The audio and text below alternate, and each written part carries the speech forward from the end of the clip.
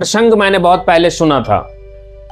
उस प्रसंग में है कि जब प्रहलाद जी नृसिंह भगवान के क्रोध को शांत कर देते हैं, ध्यान से सुनिएगा, जिनका भी प्रश्न हो वो भी और बाकी सब, तो नृसिंह भगवान से प्रहलाद जी हाथ जोड़ करके कहते, प्रभु ये नरक और दुनियादारी बड़ा कष्ट है, ये शुकर कुकर इत्यादि जो अपने निम्न योनियों में जन्म दिए, बड़ा दुखदायी जीवन है इनका, कृपया इन सबको मुक्त करें, आप इन सबको मुक्त करें। भक्त प्रहलाद जैसा दयावान, तो सारे जीवों पर दया, भक्तों का कार्य सारे जीवों पर दया करना। प्रहलाद जी ने कहा कि भैया सारे जीवों को आप मुक्ति दीजिए ना, केवल मुझे मुक्ति नहीं चाहिए। भगवान निश्चय बड़ा प्रसन्न हुए, बोले हे प्रहलाद, मुझे आपसे यही उम्मीद थी कि हमारा भक्त कभी केवल निजी स्वार्थ में नहीं मांग सकता, तुमने पूरे जगत की कल्याण मांगी है। सो जाओ, आज के दिन जो भी जीव जंतु प्राणी मानव जो भी तुम्हारे मुक्ति चाहेगा मैं उसे मुक्ति दूंगा। प्रहलाद जी हाथ जोड़े और निकल पड़े पृथ्वी लोक पर, और पहले मनुष्यों से मिले, मनुष्यों को बोले भैया मुक्ति मिलेगी, चलोगे? तो सारे मानवों ने कहा ना, मुझे मुक्ति नहीं भैया, देखो बीवी बीमार है, कोई कह रहा नहीं भैया बेटी का शादी होना है, कोई कह रहा अभी बेटा अभी जवान हो रहा है उसका थोड़ा नौकरी, बेटा का शादी करवा ले, बहू का हाथ का 4 रोटी खा ले, जवान लड़के कह रहे अभी बीवी आएगी पका पका के खिलाएगी, लड़कियां कह रही भी मुझे मेहंदी लगाना बाकी है भैया, डोली चढ़ेगी मेरी, तो मैं काहे जाऊं? समझ में आया? मानो यहां से छट गए, बोले ना प्रहलाद जी चलो अब अगले जीवों पर चलते हैं। उन्होंने सारे जीवों के पास गए, सब कुछ, लास्ट में वो सुअर और कुत्ते यानी निम्न योनि में चले गए, सबसे निम्न योनि कुकर सूकर। बोले महाराज मुक्ति दे रहा हूं, चलोगे इस योनि को छोड़ करके? सुअर ने कहा अरे भाई तेरे को मरना मरो, मेरे को काहे मार रहे हो, मैं मस्त नाली में पड़ा हूं, जिंदगी काहे छोड़ दूं, बच्चे हैं परिवार हैं। कुत्ते ने भी बोला भी वफादारी निभाता हूं, रोज सुबह जाता हूं, 2 रोटियां उसके दरवाजे पर मिल जाता है, उसके अलावा मुझे चाहिए क्या?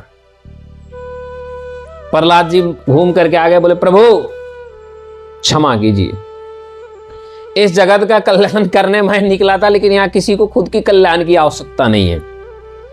जगत में सब ये तो कहते हैं कि कोई मेरे लिए नहीं करता है, लेकिन जब मैं पूछता भाई खुद के लिए खुद तो कर ले, तो फिर आलस आ जाती है। ये जगत का नियम है, एक नियम है कि कोई भी इंसान खुद के लिए नहीं करता है, और लेकिन कहता है कि दुनिया मेरे लिए नहीं की। 18 घंटा पड़ता है कि मुझे आईएएस बनना है, और आईएएस बनने के बाद एक भ्रष्टाचार में पकड़ा जाता है और 18 महीने भी से नौकरी नहीं करता और उसके ऊपर कलंक लग जाती है, जेल चला जाता है। ऐसे कई नेता और कई लोग हैं, मैं अधिकारी होते हैं, सस्पेंड हो जाते हैं, निलंबित हो जाते हैं, जेल चले जाते। क्यों? 18 महीने उन्होंने मेहनत की, 18 घंटे, और अब तो यहां पे किसी को मुक्ति नहीं चाहिए, मुक्ति के पीछे भी स्वार्थ है। और जिसकी ये भावना होती है कि मुझे मुक्ति चाहिए, उसे तो मुक्ति मिलना ही मुश्किल है। तुम्हें प्रभु की भक्ति करना है, करो। भगवान कृष्ण कहते कर्मण्येवाधिकारस्ते मा फलेषु कदाचन, तुम कर्म करो, फल की चिंता मत करो। और अब तुम कर्म ही कर रहे हो, मुझे मुक्ति चाहिए, तो फल की चिंता तुझे पहले है, कर्म तुम बाद में कर रहे हो। याद रखना, गर्भ में कोई पुत्री को तभी उस घर में ही पुत्री की अवहेलना होती है जो पुत्र का पहले से ही कामना शुरू कर देता है, वहीं पुत्री की अवहेलना होती है।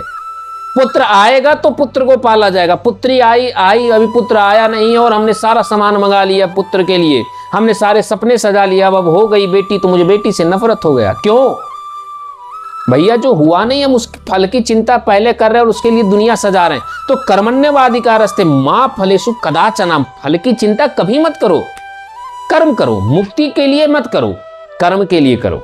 किसी को दान दे रहे हो तो इसलिए मत दो कि मेरा पाप क्षय हो जाए, इसलिए दो कि सामने वाले को आवश्यकता है, मुझे देना है।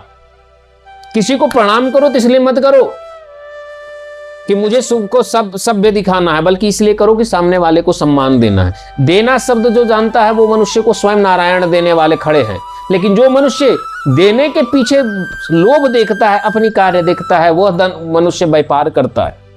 कोई व्यक्ति 2 रोटी तुम्हें दे, मैं आप सबको बोल रहा हूं, अगर आपको कोई 2 रोटी दे और बदले में कहे 20 रुपया दो, आप क्या कहोगे? क्या कहोगे? बिजनेस। तो अब आपने किसी को 4 क्विंटल चावल दान कर दिया, आपने एकादशी को केले दान कर दिया, गरीबों को रोटियां खिला दी, और अब कहा मुझे मुक्ति दो, मुझे मुक्ति चाहिए, इसलिए मुझे पाप काटो, इसलिए मैंने दान किया। तो ये बिजनेस हो गया। तो कभी भी फल की चिंता मत कीजिए।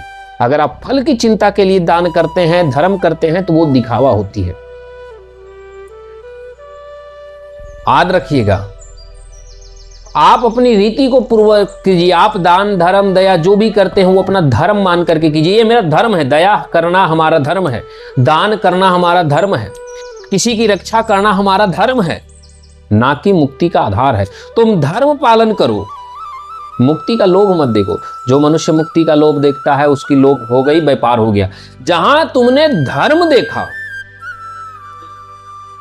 जैसे हमारे यहां महर्षि ददाची ने जब अपनी हड्डी दे दिए वज्र बनाने के लिए, उन्होंने बोला ये मेरा धर्म है कि मेरे शरण में आए देवताओं की रक्षा करो।